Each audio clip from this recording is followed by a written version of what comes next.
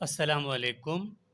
I am doctor Mohammad Nabeel और इस video के अंदर एक ऐसा ट्रिक बताऊंगा कि आपको आइसोमर्स यानी केमिस्ट्री के अंदर आपको पता नहीं चलता बाज़ औक़ात के 5 कार्बन हो तो क्या आइसोमर्स होगा, क्या कैसे आइसोमर्स फाइंड आउट कर सकते हैं।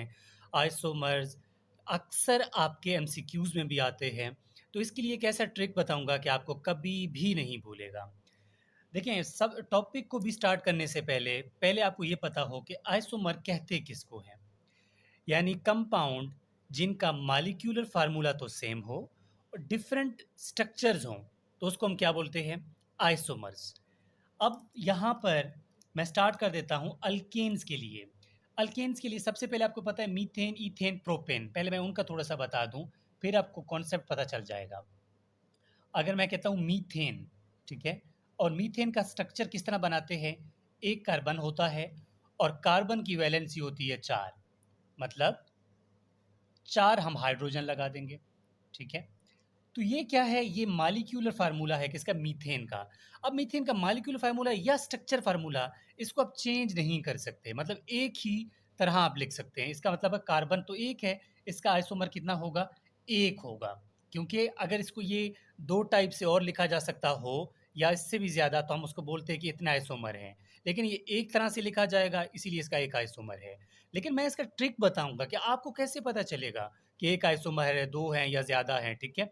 अब मैं डायरेक्टली एक एग्जांपल और बताता हूँ, मीथेन के बाद ईथेन, ठीक है? अब ईथेन के लिए भी आपको पता है कि कितने कार्बन हैं? 2 कार्बन हैं। अब 2 कार्बन है तो आप कैसे लिखेंगे? तो एक यहाँ पर फिल हो गया तो 3 बॉन्ड आप यहाँ लगाएँगे। एक ये है तो 3 बॉन्ड आप यहाँ लगाएँगे। यहाँ पर आप क्या लगाएँगे? हाइड्रोजन्स। तो ये भी आपको पता चल गया कि ये ईथेन जो है, ये भी इस एंगल से लिखा जा सकता है, इससे हटकर नहीं लिखा जा सकता।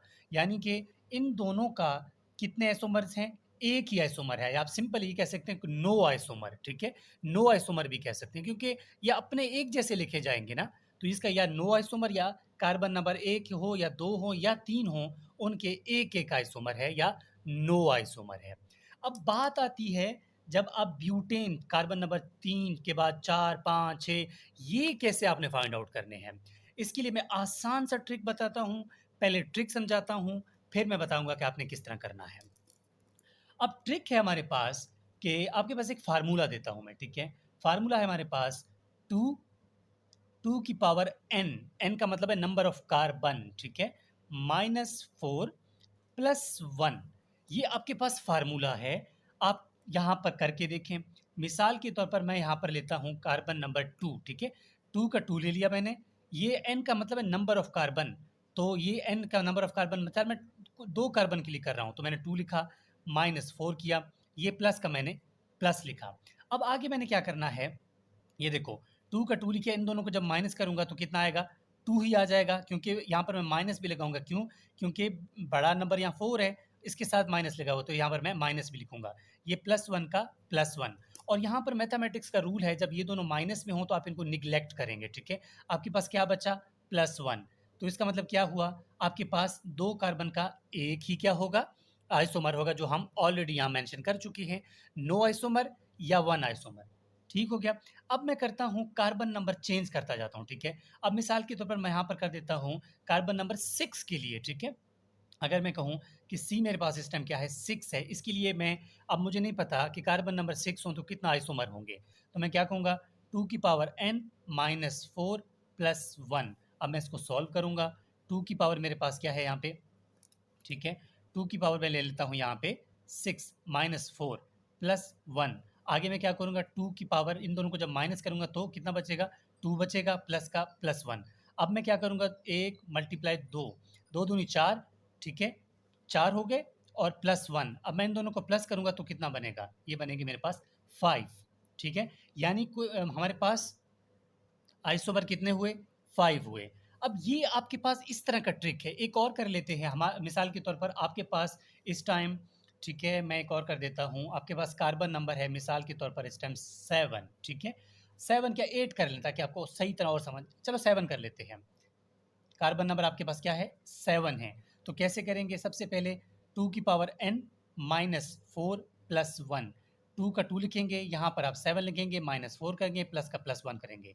ये 2 इन दोनों को जो माइनस करेंगे तो ये कितना आएगा 3 आ जाएगा, ठीक है? और आपने सिंपली यहाँ पर प्लस कर देना है। इन दोनों को मल्टीप्लाई करो 3 दफ़ा, ठीक है? 2 दूनी 4, 4 दूनी 8, 8 और 1 कितना जमा करेंगे, कितना होंगे? ये होंगे 9। यानी 7 कार्बन आपके पास हों तो आपको आइसोमर आपके होंगे 9। ये ट्रिक जो है, ये अप टू कार्बन नंबर 7 के लिए फॉलो होगा, ठीक है? ये trick up to carbon number 7 के लिए फॉलो होगा। यहाँ पर मैंने पूरा चार्ट बनाया हुआ है, आपको लास्ट में समझाऊँगा। अगर हमारे पास कार्बन नंबर 8, 9 और 10 हो, उनके लिए क्या करेंगे? अगर हमारे पास कार्बन नंबर 1 से लेकर 7 तक हों, तो उसके लिए यही ट्रिक होगा। अगर हमारे पास कार्बन नंबर 8 हो, तो फिर कैसे करेंगे? अब गौर करना है आपने।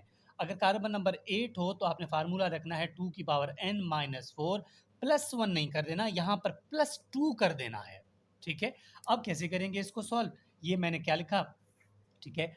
2 का 2 लिखा और यहाँ पर कार्बन नंबर 8 है तो 8 लिखा, -4 लिखा, प्लस मैंने क्या किया 2 कर दिया। आगे मैंने 2 का 2 लिखा, इन दोनों को माइनस करूँगा तो 4 आ जाएगा, प्लस का 2 का +2 आ जाएगा। इन दोनों को जब मैं मल्टीप्लाई करूँगा 1, 2, 3, 4, 2 एकम 2, 2 दूनी 4, 4 दूनी 8, 8 दूनी 16, 16 प्लस 2 जब इनको जमा करूँगा कितने बनेंगे 18। यानी आपके पास कार्बन नंबर 8 का जितने आइसोमर होंगे वो कितने होंगे 18 होंगे, ठीक है? अब सेम इस तरह जब आप कार्बन नंबर ये मेथड किसके लिए कार्बन नंबर 8 के लिए है। अब कार्बन नंबर 9 के लिए अलग है और 10 के लिए अलग है। 9 के लिए क्या करेंगे फ़ार्मूला वही है 2 की पावर n -4 प्लस 1 किसके लिए था अप टू 7 प्लस 2 किसके लिए था अप टू सिर्फ कार्बन नंबर 8 9 के लिए आप क्या करेंगे +3 कर देंगे, ठीक है? अब एक कर लेते हैं जल्दी 9 वाला। अगर मैं कहूँ 2 की पावर 9 क्योंकि कार्बन नंबर 9 है -4 प्लस 3 अब मैं कैसे करूँगा 2 का 2 लिखूँगा, इनको माइनस करूँगा तो 5 आ जाएगा, प्लस का 3 आ जाएगा। अब इनको जब आप मल्टीप्लाई करेंगे तो कितना आ जाएगा 1, 2, 3, 4, 5, 2 दूनी 4, 4 दूनी 8, 8 दूनी 16, 16 दूना 32, ठीक है? 32 आ जाएगा, 32 प्लस 3 कर देंगे, आपके पास कितना आ जाएगा? आपके पास आ जाएगा 35, ठीक है? तो आपके पास कार्बन नंबर 9 हो और इसका आइसोमर बनते हैं 35। ट्रिक आपको समझा दिया मैंने। अगर हमारे पास कार्बन नंबर 8 मतलब हमने ये देख लिया ना कार्बन नंबर हमारे पास 1 से लेकर 7 तक हमारे पास कौन-सा फ़ॉर्मूला लगेगा ये, 8 के लिए ये, कार्बन नंबर 9 के लिए ये। अगर हमारे पास कार्बन नंबर 10 हो, ठीक है? उसके लिए क्या कर देंगे? उसके लिए 1 से लेकर जितने आइसोमर हैं 9 तक उनको सबको प्लस कर देना है। जब सबको प्लस कर देंगे ना हमारे पास 75 आ जाएगा। यानी कि 10 कार्बन हो तो उनका आइसोमर क्या बन जाता है 75। होपफुली ये ट्रिक आपको सही तरह समझ आ गया होगा। आप इसको बिल्कुल लगा सकते हैं अपने एग्ज़ाम में। आप कोई भी एंट्री टेस्ट दे रहे हो, ये ट्रिक बिल्कुल आपके काम की है। और ये मेरा व्हाट्सएप नंबर है, अगर आपको कोई भी प्रॉब्लम हो, इस व्हाट्सएप के थ्रू आप मुझसे कॉन्टैक्ट कर सकते हैं और होपफुली आपको ये ट्रिक अच्छा भी लगा होगा और शायद ही मैं ये नहीं कहता कि मैं कोई बहुत अच्छा पढ़ाता हूँ, लेकिन कहीं न कहीं आपको हेल्प ज़रूर मिल जाएगी। चलें प्लीज़ चैनल को सब्सक्राइब कर लें, आगे शेयर कर लें और ज़रूर बताएँ ये ट्रिक आपको कैसे लगा।